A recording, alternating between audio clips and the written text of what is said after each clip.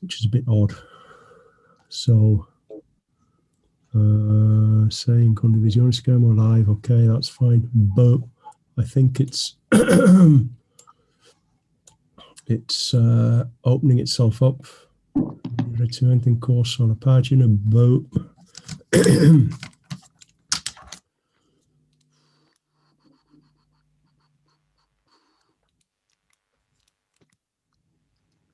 so Antonio, what's the weather like where you are? Oh, the weather.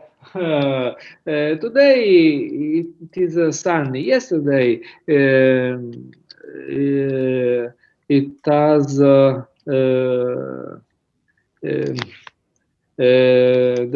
were rain. How to say? It was raining. It was raining. Yes. Yeah, I think we're supposed to be getting bad weather this weekend.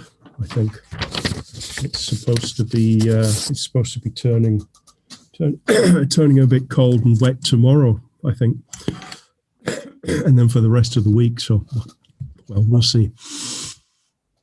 Okay, so what I thought we'd do, what I thought we'd look at today is I thought we'd look at this thing about mixtures.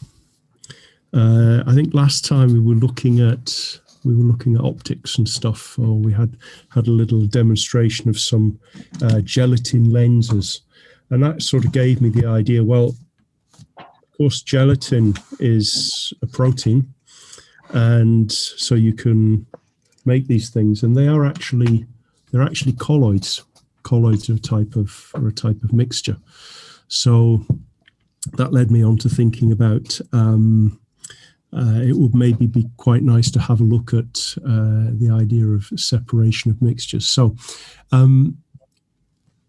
as a way of starting, just as an open forum,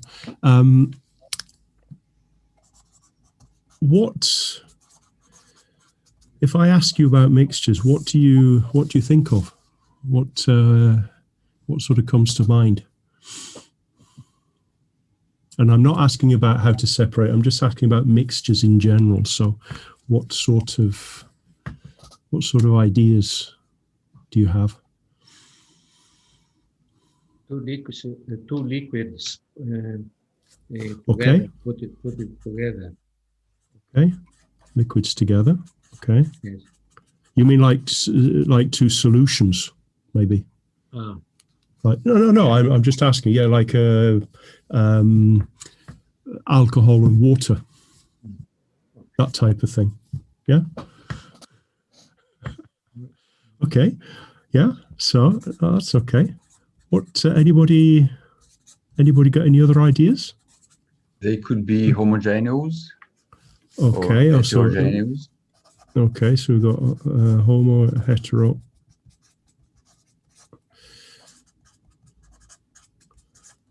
Genius. Okay, so this would be, these would be, if you have something like alcohol and water, that would definitely be a homogeneous mixture. Okay. Anything else? Anybody else? Just make that a little bit bigger. Gloria, any ideas? Do you ever think about mixtures?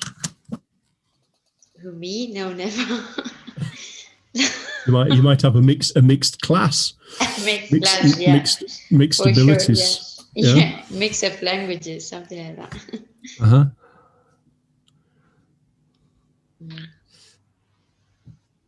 Antonio? I think about substances, different substances together. Okay.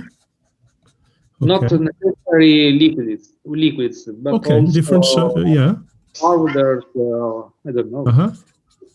So you might, yeah. Okay. So, can you think of an example of a mixture, a powder which is a mixture? Flour and sugar, for example, when you do a cake. Yeah. Yeah. Okay. Flour and sugar. Okay. Yeah, plus other stuff, of course. Yeah. Okay, that's a nice idea. Yeah, because of course, if we think about it, cooking, cookery and cooking in general is very much about mixtures, isn't it? Sometimes you're making mixtures which are homogeneous. Sometimes you're making mixtures which are heterogeneous. Sometimes you want them to stay heterogeneous, and they go homogeneous, and sometimes it goes the other way. Yeah, if you ever make mayonnaise, if you ever make it at home, and it's that there's that moment when, oh dear, thump, it separates out, and there's nothing you can do.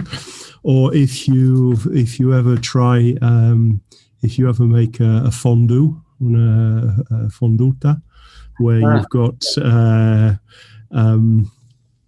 the right quantity of alcohol and the right quantity of cheese and the right temperature, the right mixture. Yeah.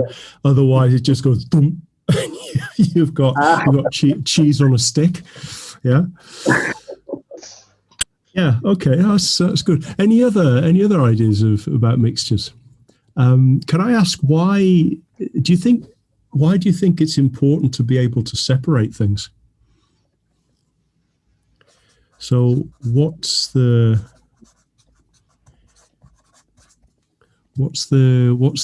is it important to be able to separate a mixture? Maybe we need just one of the substances mixed together, like salt in the seawater. Yeah. Okay. We want to extract to separate one. Okay. So yeah. So you've got extraction, separation, haven't you? Yeah. Okay. Okay. Any other sort of ideas about why we might need to separate?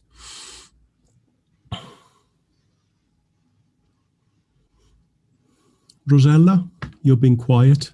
Yes.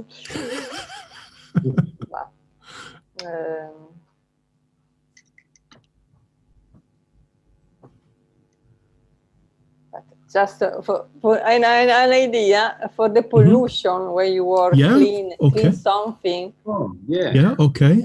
So, for example, you might be monitoring, let's say, pollution, contamination.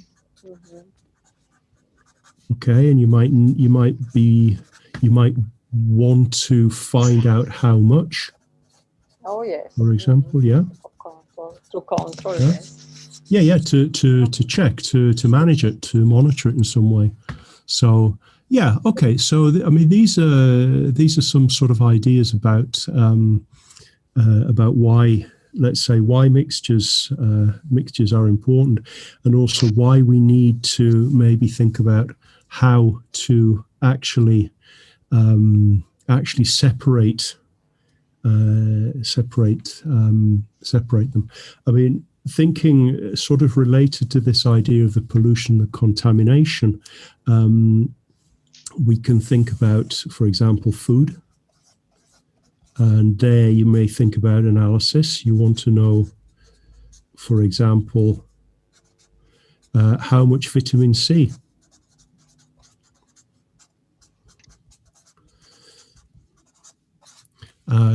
For example, you might want to find out what is in the food. Is it all exactly what it says it's supposed to be?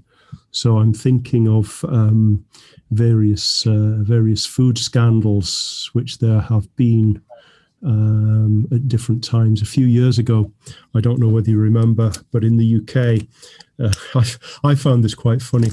There was a big scandal that one of the supermarket chains, maybe it was Tesco, they found horse DNA in the beef burgers. Horse DNA in the beef burgers, which obviously meant that the beef burgers weren't exactly beef. Okay, there was other stuff in there as well. Well, living sort of in this part of Italy, that didn't faze me at all. But I have to be careful because I'm remembering that we're actually live on YouTube at the moment. So, but anyway, yeah. But the point is that maybe people are saying that the salmon is salmon, but it isn't. Yeah? So you need ways of finding out, and so you need ways of separating, pulling apart different things. So what I'm going to look at today is just a few bits and pieces about separation. Separation is obviously a very, very important part of chemistry, particularly organic chemistry, because it's the way in which you isolate and purify and characterize compounds from wherever they come, be it from a plant or be it from a person, or be it from a vegetable, or be it from an oil refinery. Okay, so all of these things, if we think about it, the plant itself is a mixture. It's a mixture of stuff. There's all sorts of things in there. Food. All sorts of things in food, different classes of compounds, all sorts of things inside your body. And of course, if we think about something like petrol, we also have, petrol does not come out of the ground in a state that you can put it straight in your car. So there's a series of procedures which are used to isolate the part which is useful for us. Okay, so I'm going to start with sort of some one of the, let's say, the classical separation technique, which is distillation. So this is separation based on boiling point, and of course different liquids boil at different temperatures. So if we think about,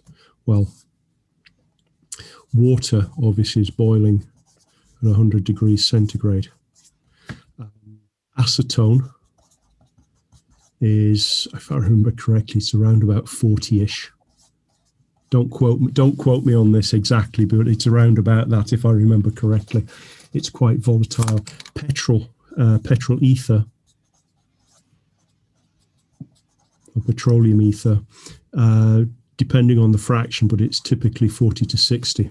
Okay, you've got different types of you've got different boiling points based on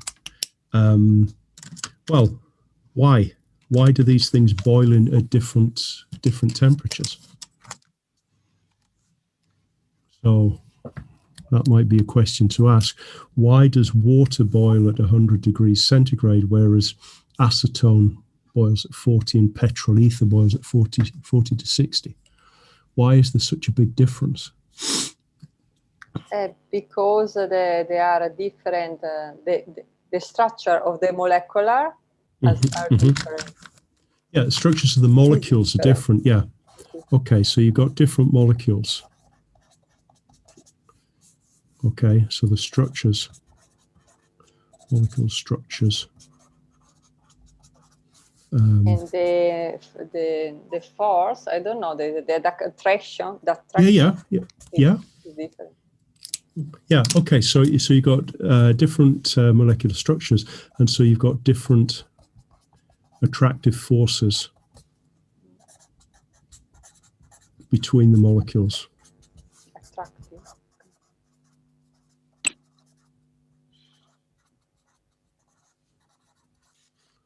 Okay. Now that's if you like, that's a subject for another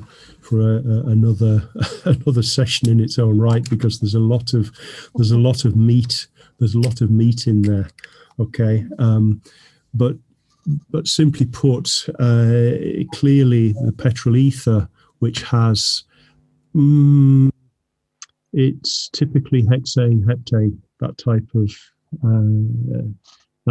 of chain, hexane, heptane, maybe a little bit of octane, but that fraction has a fair molecular weight. It's just that it's all CH. It's all hydrocarbons. Let me just put that there. Okay, so it's all hydrocarbon. And these guys are very, very bad at attracting each other. They don't want to attract each other. They're sort of quite happy to be as they are. Whereas something like water, well, water is just H2O, so that's a relatively low molecular weight, but it has a very high boiling point considering the molecular weight, because you have strong attractive forces, and that's because you have the molecules which are very polar. Okay, so you've got a positive dipole here and a negative dipole here. Okay, oops, gone off there. Okay, so you can imagine that you've got a lot of polarity around in the molecule, between the molecules in the liquid. And acetone, well, acetone is another small molecule. This is acetone, and it's not as heavy as the petrol ethers in terms of the molecular weight, but it does have a reasonable boiling point because, again, it has a dipole. Okay, so it's sort of it has a delta plus, delta minus. It's a polar molecule, but it's not as strong as water. And also the other thing is that water does what we call hydrogen bonding, but that's a different story. Okay, so if we're going to distill something, we need some apparatus. So I've got some apparatus here in my chemistry lab. Which of the things would you want to use?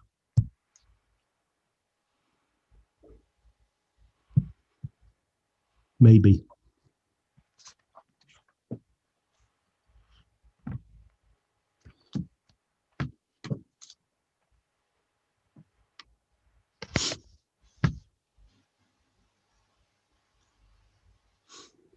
To distillate, you mean? Yeah, to distill, for a distillation. So we're looking at a I guess distillation. a distillation head. I don't even know what it is. But... Well, okay. That's why I put the name on it. Okay. So yeah. Okay. So definitely a distillation head. I picked the easiest one. Oh well, why not? Leave the difficult ones for someone else. What else do you think we might need? The stand, the Bunsen. Okay, so we're going to use the tripod, and we'll use the Bunsen. Okay. And we'll also use this stand here. Anything else? Then I don't remember the name of the pallone, the flask, the spherical flask. Yeah, okay. So this is the round bottomed flask. Okay. Also known as an RBF. Okay. Yeah. Okay. So we'll probably need a couple of those. Okay. Anything else?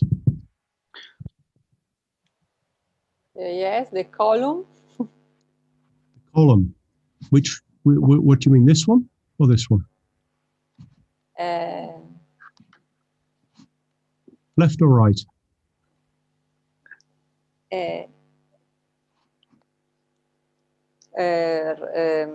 Left for the condensation. Okay, right. Okay, so we need to. This is a condenser. One for the distillation. What do you mean?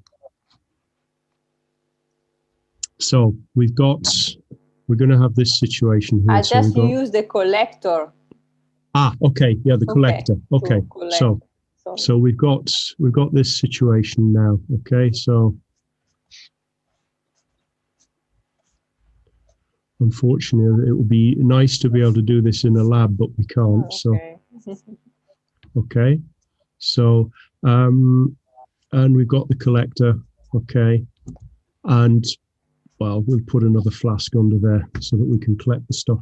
What about? Would you put anything here? This is the Yeah. this is the distillation head. Thermometer. Yeah, we'll put a thermometer in there. Okay, so we've got, this is very badly drawn now, but it's, you get the idea. Okay, so yeah, so this is the this would be the sort of setup, and I mean this is a classic a classic laboratory sort of setup that typically it's in schools. What you would do is you would put something like copper sulfate in the water to make it colored, and of course what you get coming over here is just water. Okay, but of course slightly more sophisticated, you may use a heating plate and an oil bath, so that you sort of replace this or a heating mantle even, so that you get a better control of the temperature of the boiling of what's going on. You may increase the size of the distillation head, so you may have something that's actually quite long. Okay, something like this, which you will have your thermometer. Thermometer must be here. Okay, there's no point in it being up here or down here. It has to be here near where you've got the condensation sort of going into the condenser. You may have points going in. This is a Vigro column. Okay, and this helps with the separation when you have two things which are very close, which have very close boiling points. Okay, so yeah, so this is a general, let's say a general setup. Notice the flame is the blue flame, not the yellow flame. Okay, so if we think about this, a slightly more industrial example is to fractionate oil. So this is fractionation, which is a vitally important industrial process. You take the crude oil and you get gas coming off, you get petrol, which is relatively volatile, and gradually, as the stuff gets less and less volatile, in other words, it has a higher boiling point, you have oils which are separated for different uses. So we have right at the bottom, we have a tarry residue. This is the bitumen, which is used for roads. This is a big problem. The fuel oil which goes to ships, it's a big problem because it's extremely dirty, and it causes a hell of a lot of pollution, which people don't see so much because a lot of the ships being out there on the sea, they're just sort of going around the oceans. But this oil here, this stuff here tends to contain a lot of sulfur, and so it's pretty bad. It's pretty bad for particulate matter. And then we've got lubricating oil, diesel, kerosene, which is used for aircraft, and then we've got naphtha. And there's a whole set of stuff here which goes into the chemical industry, as in plastics, fine chemicals, pharmaceuticals. A lot of it sort of comes from here. So when people say yes, we do have to cut down on the amount of oil that we use, we have to also remember that oil is also a feedstock for other industries, not just the car industry for burning as fuel. And a lot of our, let's say, modern stuff, plastics, medicines, that sort of thing, is based on chemistry from this family of compounds here. Okay, so that's oil, but there is another one which maybe you hadn't really thought about. Air. Now, this is I think this is particularly it's particularly, let's say, topical, because of course one of the things which they were saying on the news the other night was, in some places, in some towns in Italy, it's difficult to find oxygen cylinders, of course, because oxygen cylinders are being used for intensive care. Where does the oxygen come from? Well, it comes from the fractional distillation of air. So it's exactly the same process. It's just that it's done at a much lower temperatures. And so this is a typical setup for fractionating. You compress, you get the liquid air, you filter it, and then it's basically a low temperature distillation. You get the liquid oxygen stays at the bottom. You get this off. You pull this off the bottom. A little bit higher up, you get argon, and higher up still, you get nitrogen. Okay, so it's exactly the same sort of process. It's just that it's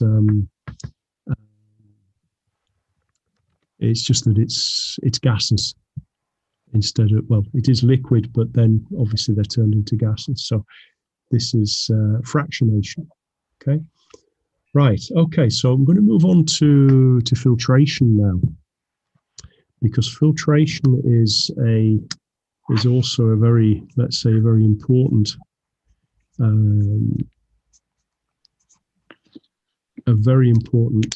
process, which is used for using various parts of practical chemistry to clean things up and to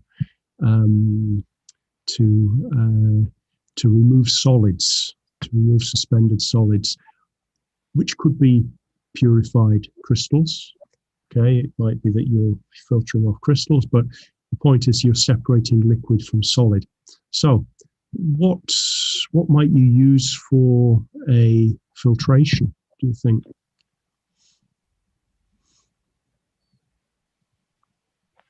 Any? Gloria, you're being quiet. Does a filter exist? Yeah. This will be the filter. It's a filter paper. It's folded. All right. Okay. Yeah. Could it be? Yeah. What else would you use? A flask, maybe? Yeah. Okay. So you're going to sort of put it into something. Okay. Would you support this with something? Because this is a piece of paper which is folded. Okay. Yeah. So I don't remember how to say how you call the imbuto. Yeah. The funnel.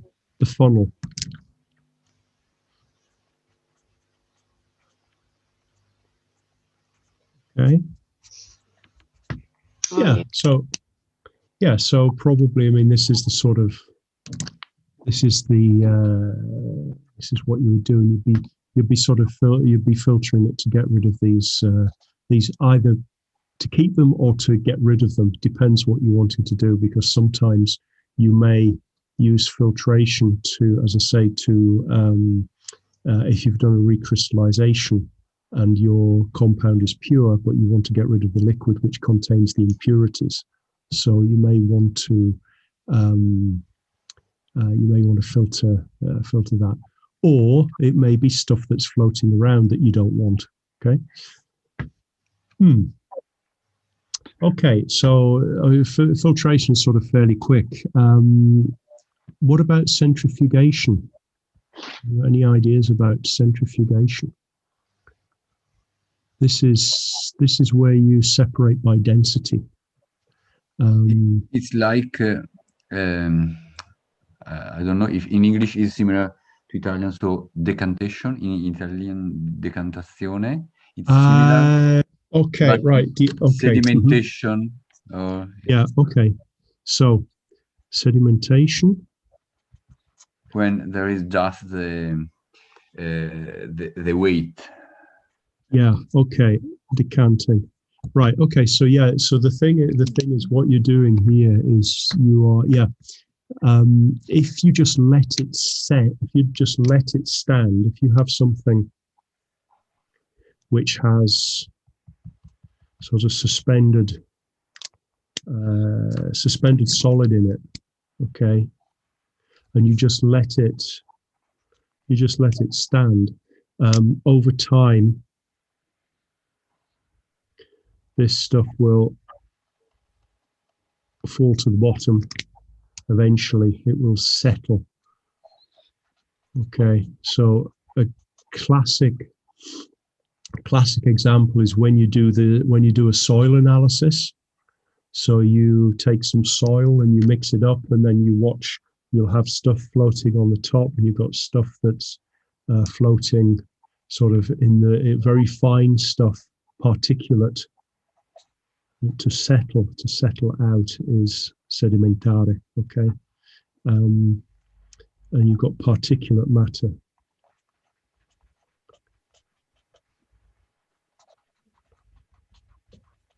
You've got fine sediment,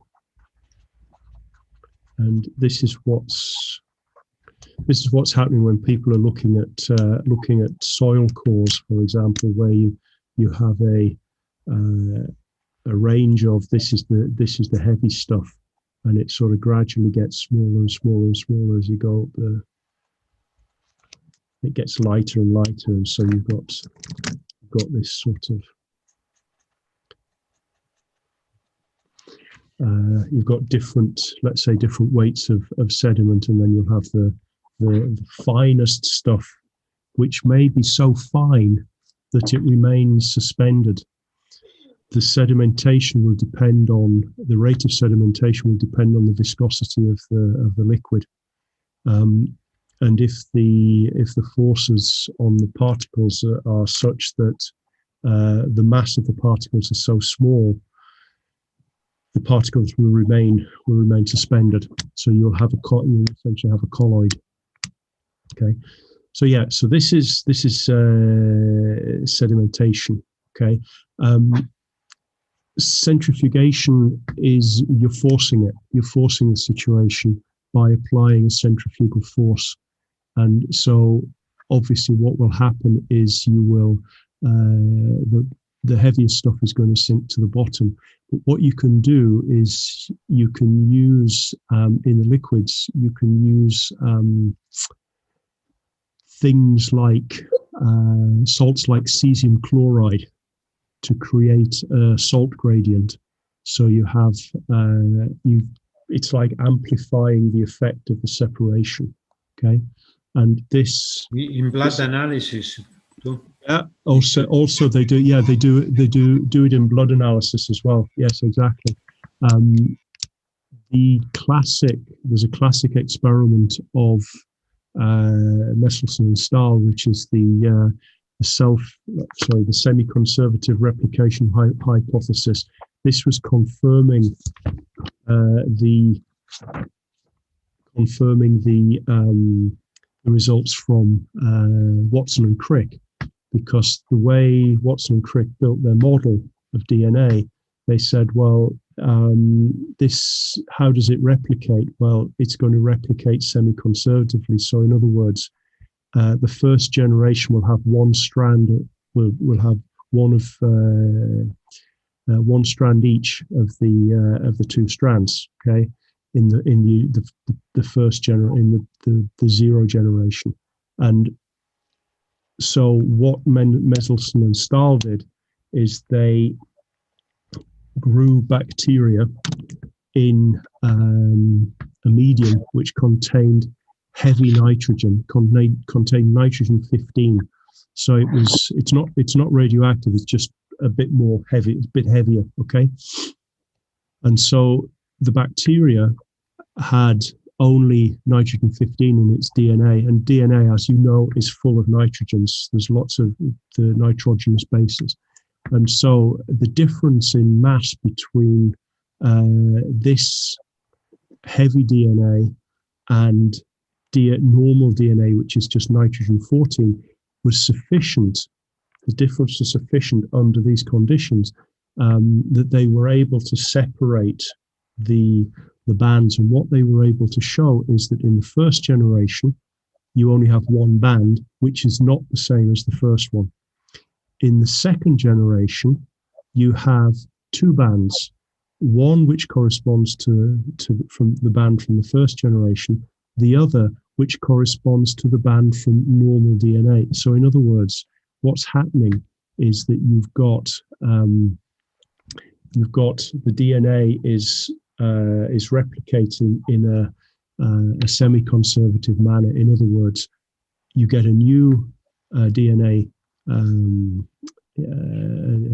double strand, but one of the strands contains the heavy nitrogen, one of the strands contains the normal nitrogen.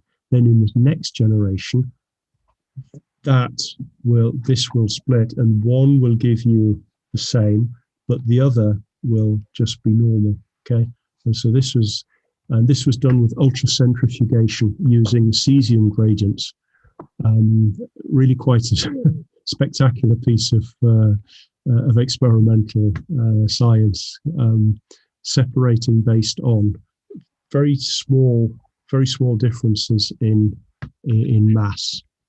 Okay, so okay. Okay, chromatography. Well, chromatography is I think chromatography is sort of like the poor man's. It's like the Cinderella separation technique, in the sense that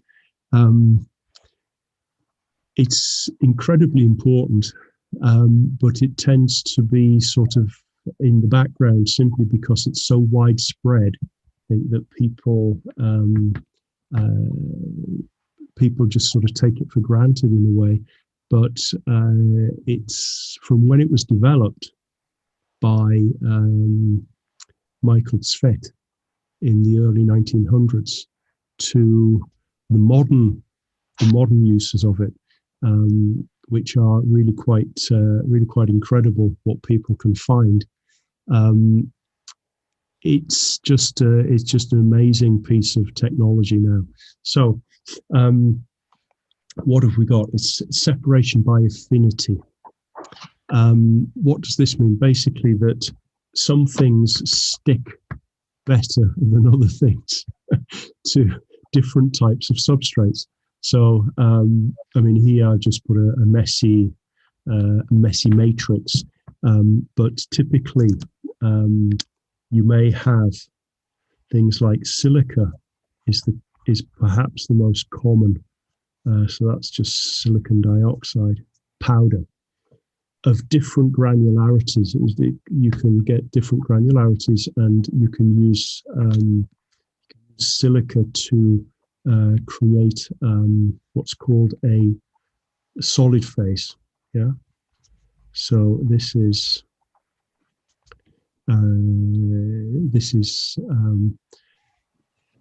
what your solute is going to interact with. Okay, then you have so you need a solute and a solvent. This is your mixture. The solvent, which flows through or flows past the solid phase in some way. Now, typically, the way these things are arranged is as a column, what we call a column. So you'll have something like this. Typically, there's a tap on the bottom. Okay, you put your solvents, you put your compound or your mixture at the top. You put the solvent in,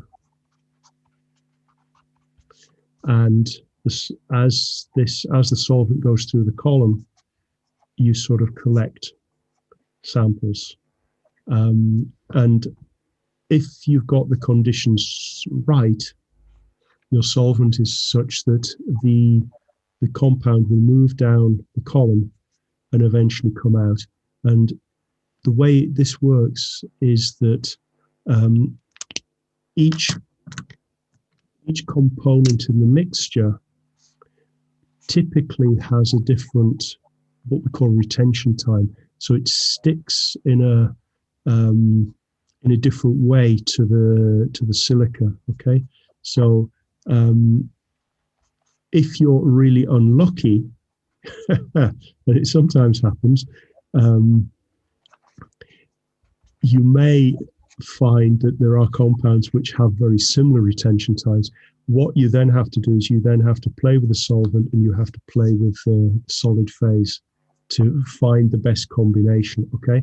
But usually they have different retention times. So this allows you to separate. So if, I think there's an example on the next one. Oh yes, the classic one is the paper. So I said silica. This is typical in a laboratory. Paper chromatography is also quite common. It's not as widely used as it used to be because you can now get, well, since a long time, you can get glass plates or aluminium plates or plastic plates with silica on them, and they are extremely convenient. Okay, paper chromatography is a little bit more fiddly. Just before we started today, I actually sort of did a couple. I've got some stuff here. This is just filter paper. This is ethanol, and this is acetone. These things, they still smell actually. But what you can see, this is the purple. This is the purple pen. This one, I can see it better now because when they're a bit wet, this is the brown. Okay, this is purple, and this one is the green one. Okay, so I've got the green, brown, and the purple. This is just it's just typical felt tip pens. Okay. Again, this is a classic experiment which is typically done at school, but it is interesting that you can sort of play with the conditions, even using very, let's say, very basic stuff that you can find at home.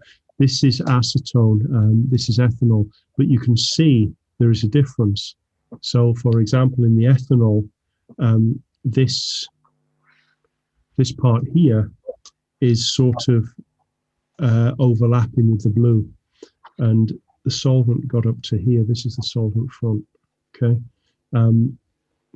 so here this is actually separated out a lot better. Okay, the other thing I think you can see nicely here is that the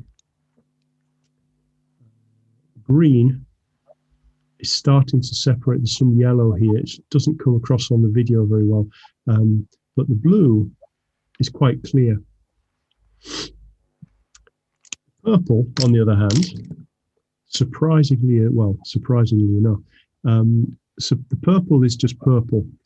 Now, it could be that I need a different set of solvents to separate the purple. If it is indeed a separable mixture, it might not be a mixture. It might just be a single color. Okay, it's not necessarily true that it will be blue and red. Okay, so this is something which you can play with, and you can hardly see it here, but maybe this is yellow. Okay, yeah. So the brown is actually a mixture, at least a mixture of the blue, the red, and the yellow. Whether there's something else in there, I don't know. But what you can do is, if you have enough patience, you can maybe take acetone and maybe a little bit of something which is not quite so polar, maybe some petrol ether, the stuff rubbing, the stuff that you use for cleaning. you may be able to get this to separate out. Okay, so I'll just show exactly what I mean by that. This is chlorophyll. This is chlorophyll from plants. This is spinach. You just get some spinach leaves and mash them up with a little bit of acetone. And what you can see is that if the mixture you use is just non-polar, you get something at the front. You get like an orange band at the front, but then the other stuff just sort of sits around near the bottom. It's not so exciting. If you put 25% acetone in, you get a nice green blob at the front, but nothing really separated out. But if you do 9:1 petrol and acetone, that's enough to allow you to separate out the different components. Now, the photograph doesn't really do it justice, although this is actually quite a nice separation. What are we seeing here? Well, these are the components of the leaves. So we've got chlorophyll B, chlorophyll A, xanthophyll, and then we've got the carotenes. Now, the carotenes are basically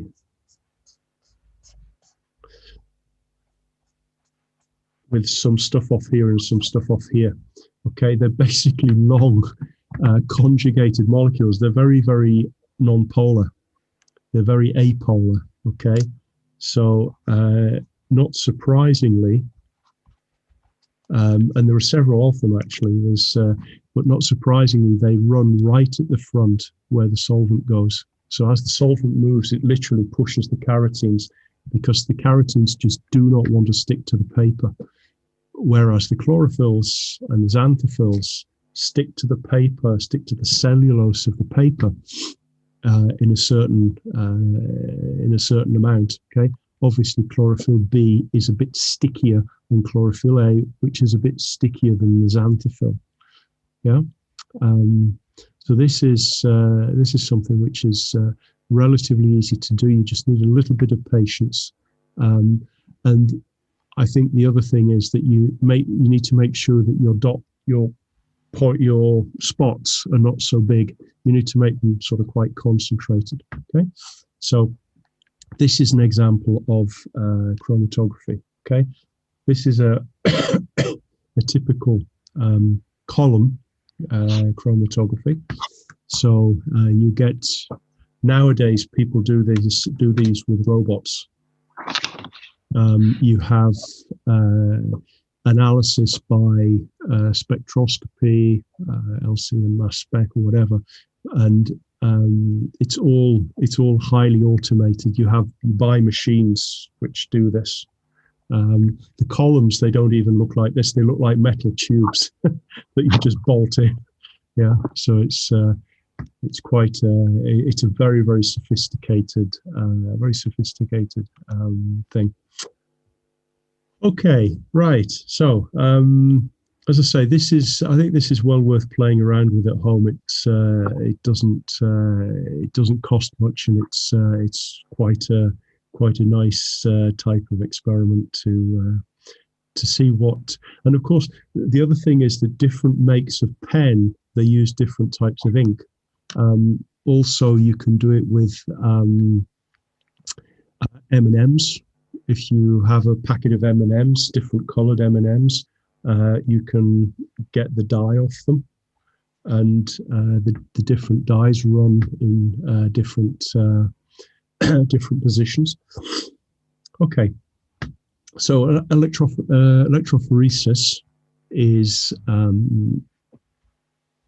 slightly more complicated, maybe.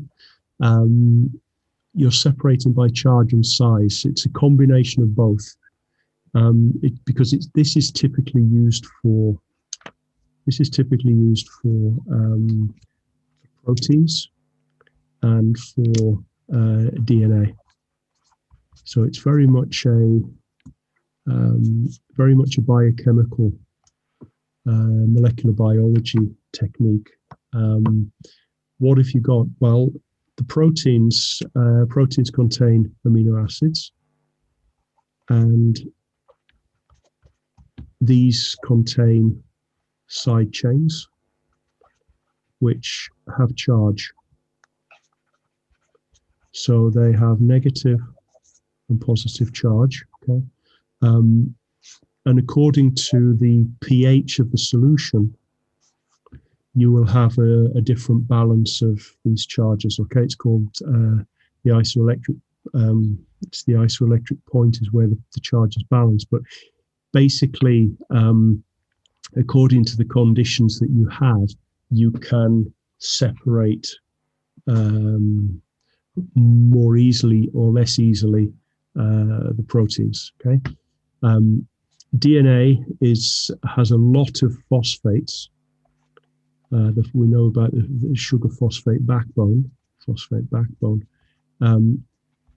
These are negatively charged, and so under the correct conditions of pH, so under basic pH, when you apply an electric field across a matrix upon which you have loaded your sample. So what does that mean? Basically, you have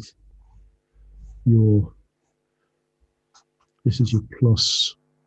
Sorry, I'll put the plus over here so it's the same way. And this is your minus. You start your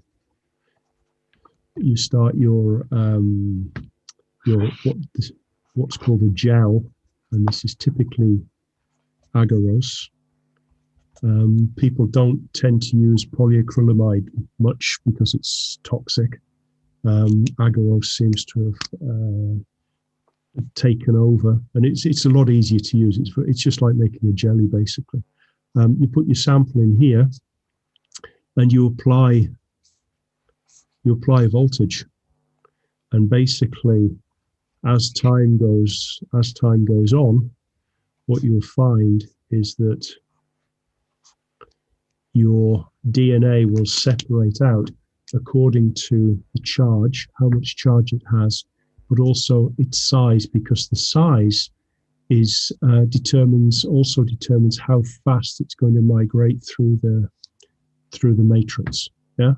So this is a very, very, very, very important technique in molecular biology, and it's used, of course, in DNA fingerprinting.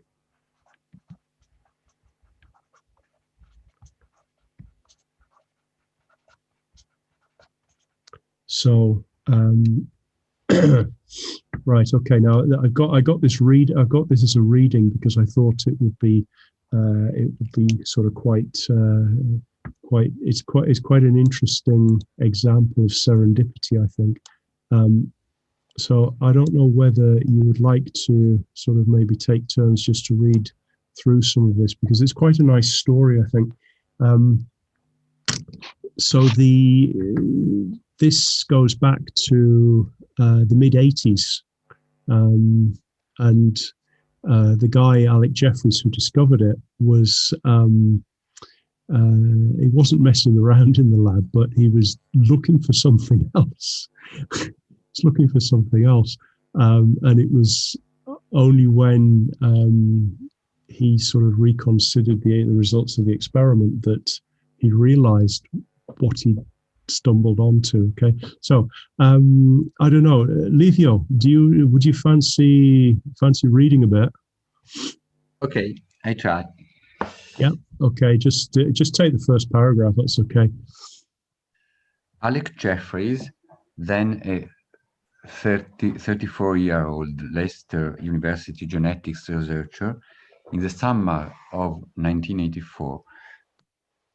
At the time, he was seeking ways to trace genes through family lineage and had hit on a fragment of DNA that was repeated on different chromosomes in the cells of men and women.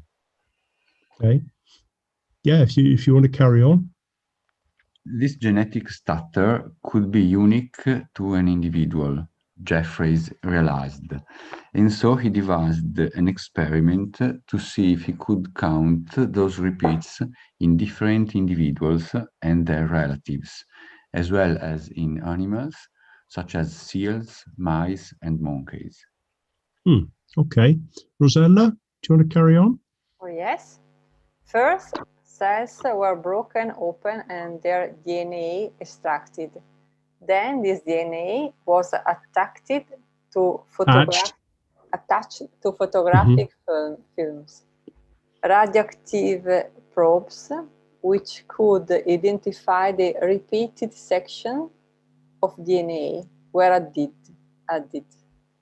Everything was then placed in a photographic developing tank and left over the weekend of 8-9 September. The results, Jeffrey hoped, would reveal ways that might help him study inherited diseases such as cystic fibrosis. Okay, so that's what he was looking for. He was looking for something to do with cystic fibrosis. Gloria, do you want to? Yeah, sure. But when he entered his laboratory that Monday morning and removed the film from its tank, he found an odd array of blobs and lines. My first reaction was, God, what a mess. Then I stared a bit longer, and the penny dropped. The piece of film showed a sequence of bars, each representing different numbers of DNA repeats in the various individuals and animals in the experiment. Okay. Antonio. Crucially, every individual in the sample had a different barcode and could be identified with precision. Jeffreys could even establish kinships. The bands of the DNA sampled by one of his technicians were a composite of her mothers and fathers, for example. Yeah. Okay. So what is? I don't know whether you've ever come across this. This is a phrase which is used every so often. The penny dropped. Il centesimo caduto, if you like. This is when you suddenly realize that something has happened, or that something is what it is, let's say. And so this is another one of those examples of serendipity. He could have said, "Oh God, what a mess!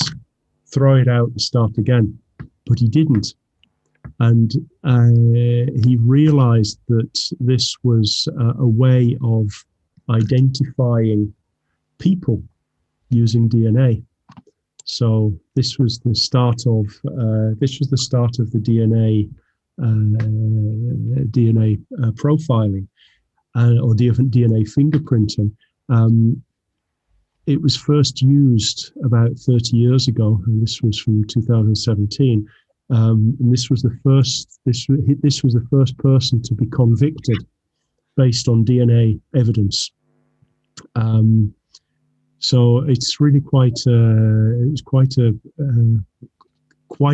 invention. And of course, just a few years later, Kerry Mullis came up with the PCR, which is the polymerase chain reaction, and that sort of completed the things which were needed, because one of the things that you do need is you need quite a bit of DNA to be able to do this.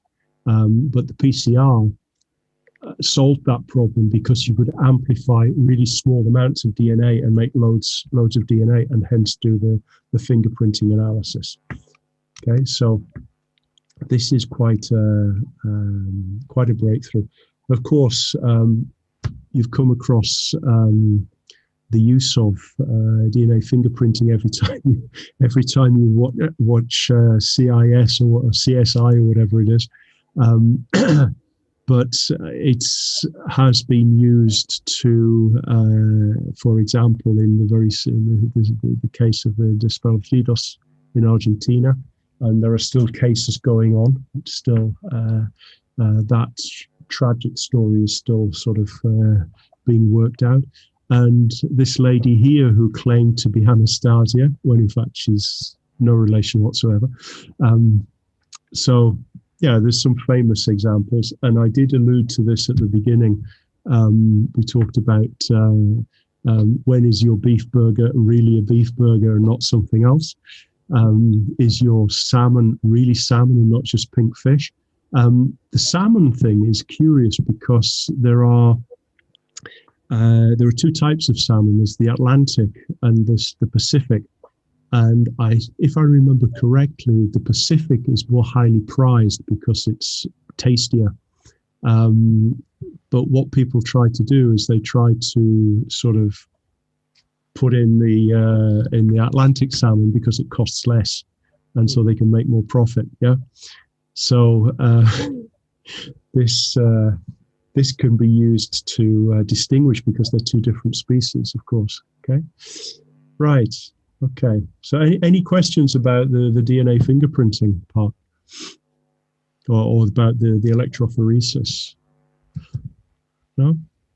Okay, continue. So I can't remember what I've got in here now, to be honest with you. Oh, is that it? Is that the end? Holy moly. Yeah, I thought this was going to take me a little bit longer, to be honest with you. Okay, well, that's fine. Okay, so, yes, that's right. I did have one more thing. Where is it? It's here. That's right. So I did have just a little exercise. Sort of run out of stuff today. Just a little exercise. So this is, this was something to do with some phrases or some, let's say, descriptions which sort of match what we've been talking about today. Okay, so what I wanted to ask you is if you were able to finish the phrases. Okay.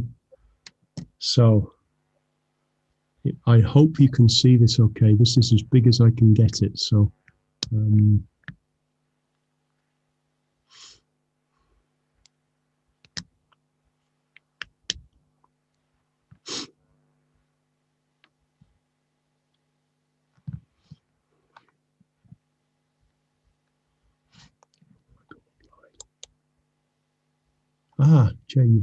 Ciao, Ivo.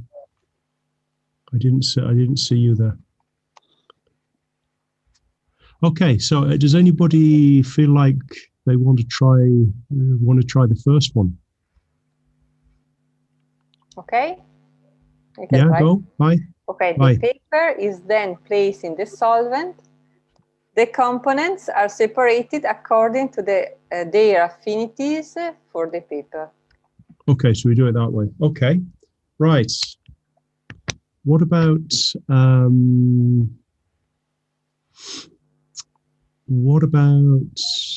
next one? Anybody? What about? What about the next one? The paper is then placed in the solvent. The following is not making sure that the level of the solvent is below the center spot. This one? Yeah. No, I mean instead of this one. So you'd swap them over. So you'd put this one here. No. No, I don't know. What do you think? I think the paper is then placed in the solvent. Yes, making sure that the level of the solvent is below the sample spot. Yeah. Mm-hmm. Okay, does that make sense? Yeah, makes sense to me. Yeah, I think. I can see Gloria's sort of looking really pensively there. Okay, what about what about the next one? as the mobile phase moves up the paper, the components are separated according to their affinities for the paper. Okay. Filters are made of materials such as wire mesh, paper, or cloth, which contains pores through which the liquid phase can pass while the solid is retained. Okay. Okay, just 1 second.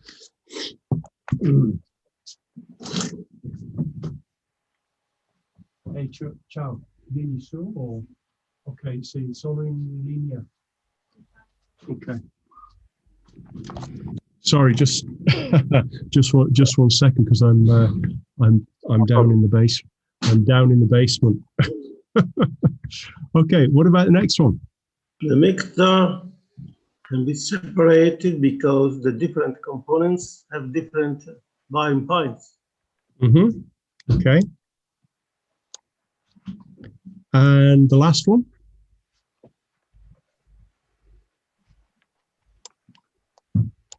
Does that fit? Shall we check it? Hey. Okay. So so what's the technique here for the paper?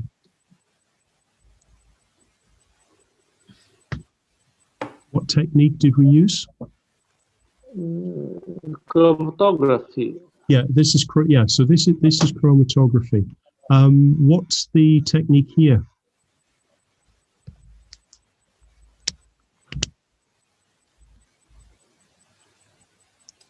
Filtration.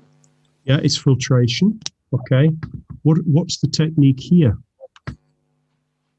Distillation. Okay, so this is distillation, and the last one? Centrifugation.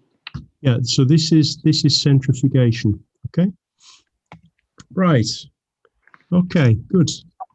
So I'm a little bit, as I say, I'm a little bit ahead of schedule. But what I thought we could do, if I can find the stuff, I've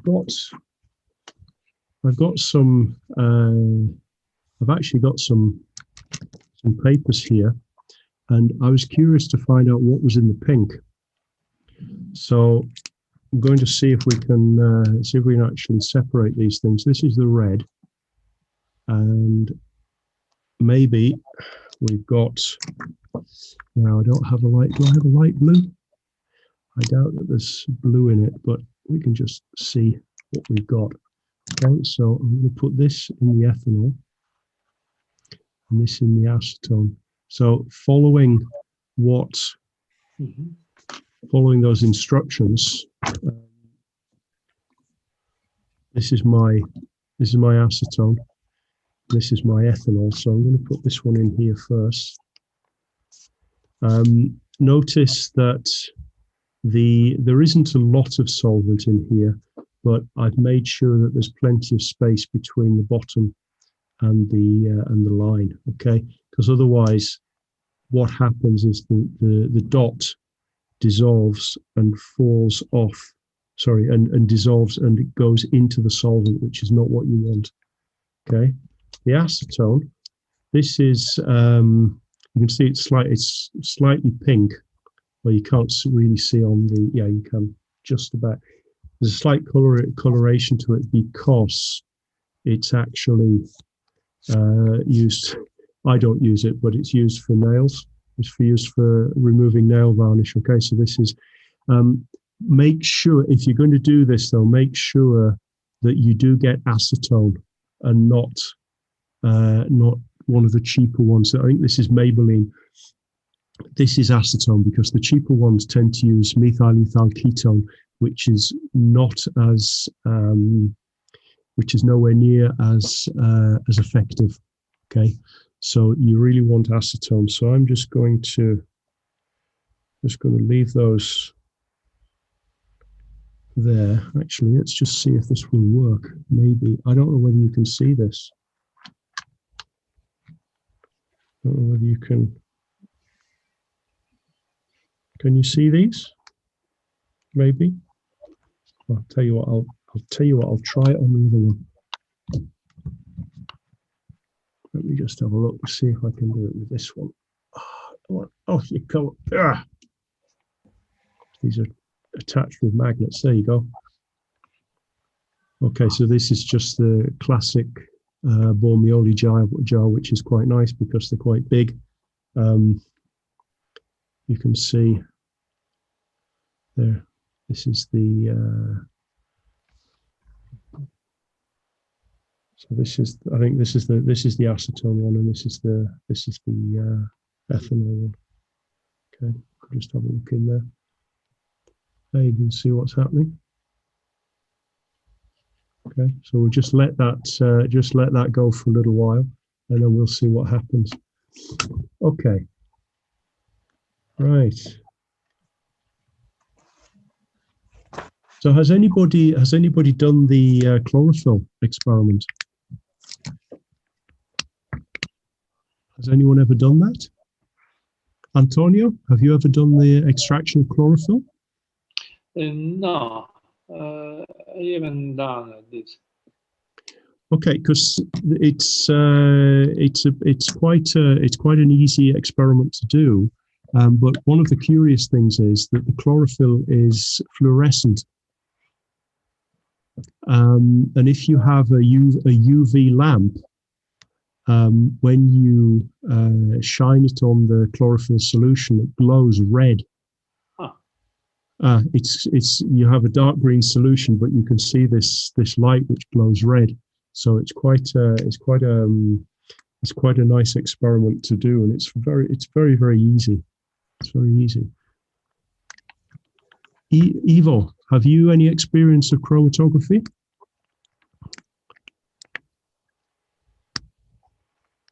No? I can't understand. Have you ever done anything like this?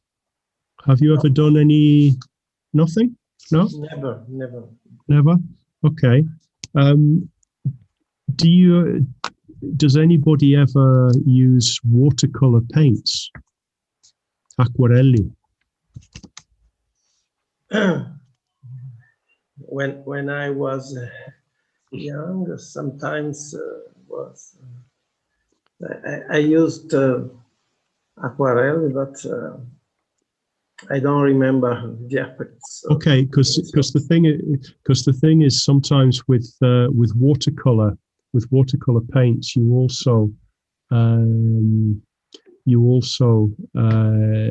can sometimes get, according to the pigment, according to the color you're using, you can sometimes get chromatographic type effects because of the way the paints distribute themselves across the paper.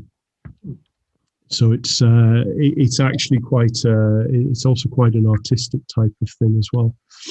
You can let's just see how this is doing. Oh, this is interesting, curious. Okay, we'll have a look at that in a minute. Yeah. Anybody else had any experience of separation techniques in general? Has anyone tried to distill grappa? Livio? I proposed the paper chromatography at the end of first class. Okay. To separate maybe in the last days of school. We went in the garden and okay, good. take some grass and leaves and then separate just chlorophyll and xanthophyll.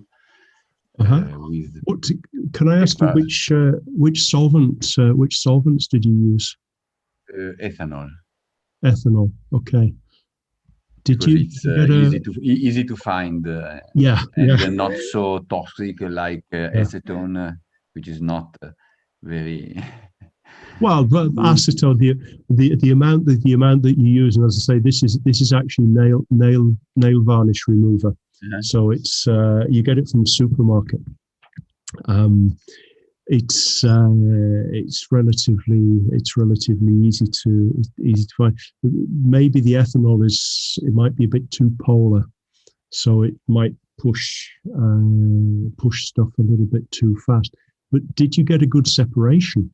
Were you able to separate? Yes, quite good. Yes. Mm-hmm. Yeah. Yeah, because the other, let's say, experiment is typically done with chromatography is to look at the components in tomato skin. If you take a tomato and you take the peel of the tomato and you mash it up with a bit of petrol ether, or the cleaning fluid that you can get from the supermarket, is it Triamina, something like that? You can extract the carotenes and the lycopenes, and you can run a chromatograph of them. Right, let's have a look at this now. So I think this is sort of ready. Okay, so the way we do this is just close that so that I don't gas myself. Okay, no, this has worked, sort of. Okay, right. So let me just make a mark where the solvent came up to. This is interesting because the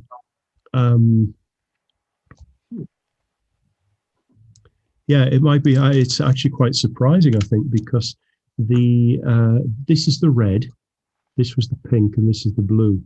So the blue on the acetone is sort of streaking a little bit. It gives me a nice sort of defined spot with the ethanol. The red, if you notice here, we've actually got two parts. I don't know whether you can see that. Let me do it in.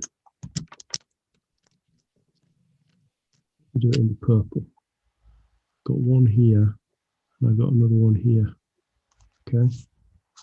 So this is the red. This looks like it's the main component, but this looks like there's another one under there as well. The pink, there's just a little bit of stuff here, but the rest of it's just stayed at the bottom.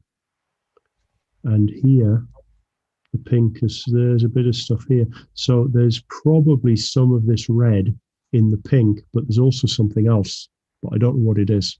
We'd have to do some more experiments to find out. Okay, and there's the blue. Okay,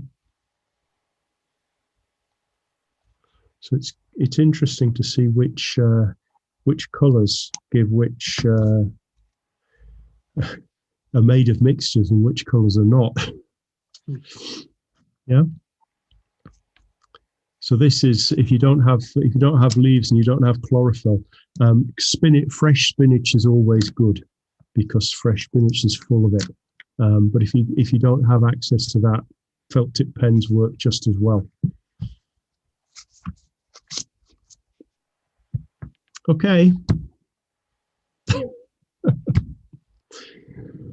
Any questions or any comments? Sorry if I sort of finished. I seem to have ran out of stuff a little bit earlier today because I think I maybe went a little bit too quickly in some of the first parts. But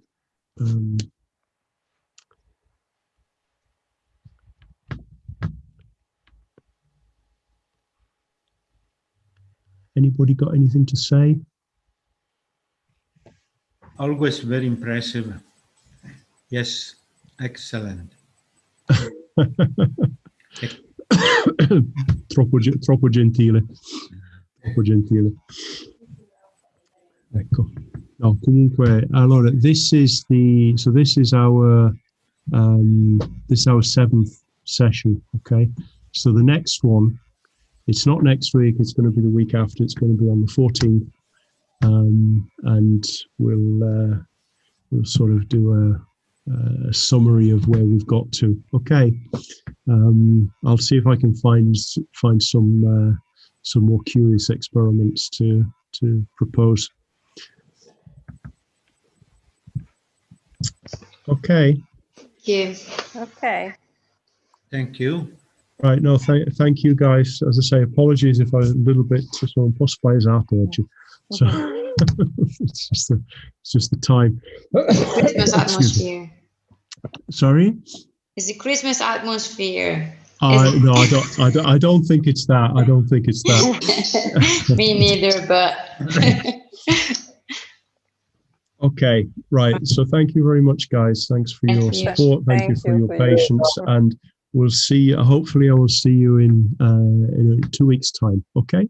Okay. Okay. Right. Thanks. See you. Thank Thank you. you. Thank you. Bye. Bye. Bye. Bye. Just a question.